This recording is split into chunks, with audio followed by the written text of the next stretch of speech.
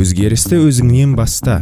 Бұл Нұрсұлтан Әбішұлы Назарбаевтың рухани жаңғыру бағдарламасының 6 бағытының бірі.